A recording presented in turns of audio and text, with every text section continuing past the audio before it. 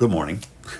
I'm here at the keyboard today because I wanted to make a connection between music and some of the things we've been talking about. We've been talking a little bit about how God, when He created all things, He created them by speaking them into existence. So my question for you this morning is, what did that sound like?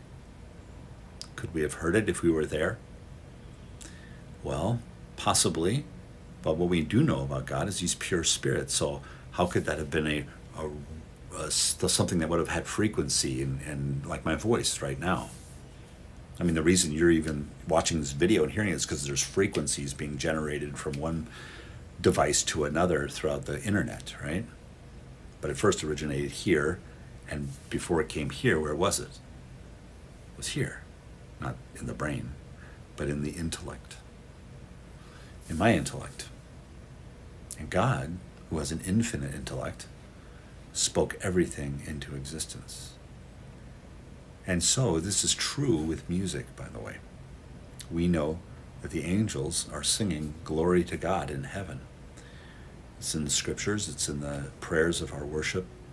And so if the angels are singing, how are they singing if they don't have a body, if they're not physical, they're pure spirits, right? Because angels are.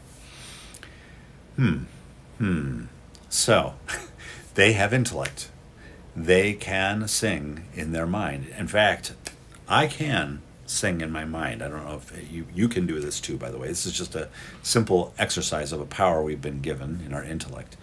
You can, when you say you've got an earworm, right? When you ever use that phrase, it doesn't mean you're necessarily singing what that thing is, but you're hearing it, right, in your mind.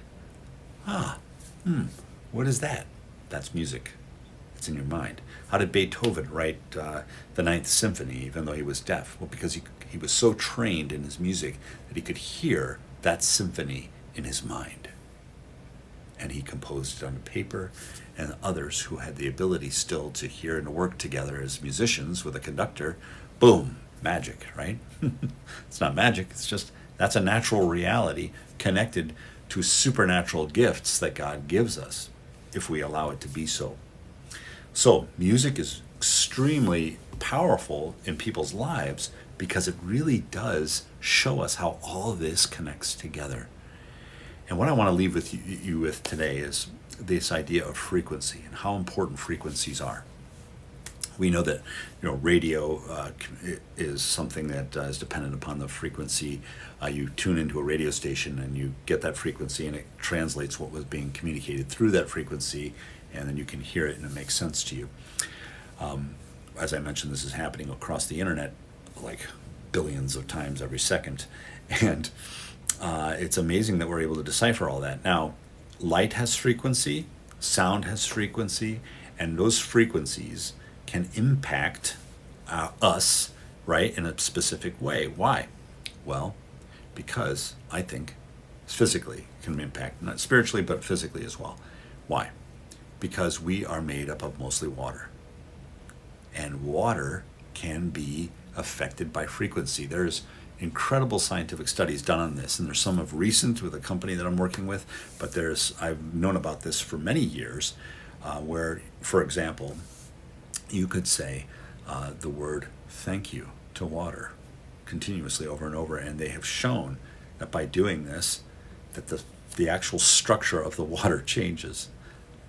I know that sounds absolutely crazy, and maybe it sounds like something new age to you, but it's not. It's just a natural reality that God has permitted us to understand.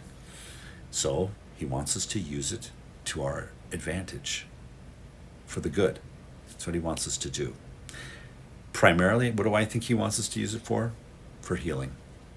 And that's one of the reasons why I love music so much, because it can be a real source of healing for people. Why? Because of the frequencies and the messages that are generated that can change the world. A little long video here today, but God bless you, and I hope you have a wonderful day today. Bring music into your life. I will have more music. By the way, I'm going to be releasing a new song here in November. It's actually not a new song. It's an old song that I wrote, but it's going to be new to most of you because most of you haven't heard it.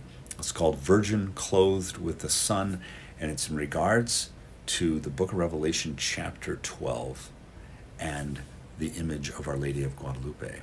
Stay tuned.